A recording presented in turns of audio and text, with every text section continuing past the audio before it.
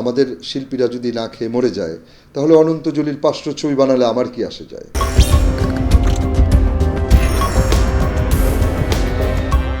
প্রথমে অনন্ত জলিলকে আমার একদম অন্তরস্থল থেকে তাকে কি বলবো দোয়া দিচ্ছি এবং তার জন্যে আল্লাহ দরবারে দোয়া চাই তার ছবিটা যেন ভালো চলে, কারণ এটা অনেক বড় একটা রিস্ক।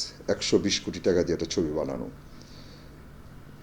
এটা সে করেছে এবং এটাতে আমার দেশের ছবিটা আমি দোয়া করি, মন থেকে দোয়া করি ছবিটা সুপার ডুপার হিট হোক। এবং এটা হলে হবে কি অনন্ত জলিল আরও 2টা ছবি বানাবে।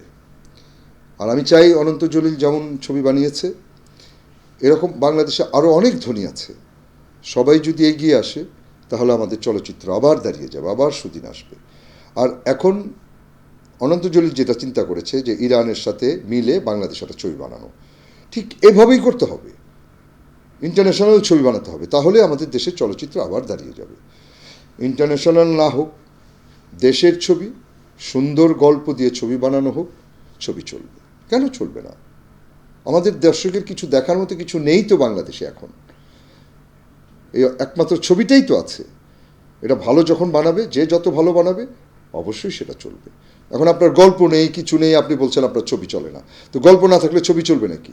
আপনি 25 লাখ টাকা একটা ছবি বানাতে চান, তো 25 লাখ টাকা তো প্রোডাকশনেই 25 লাখ টাকা খরচ হয়ে যায়, তাহলে আপনি কী করে 25 লাখ টাকা একটা ছবি বানান? আমার মাথায় কাজ করে না এটা।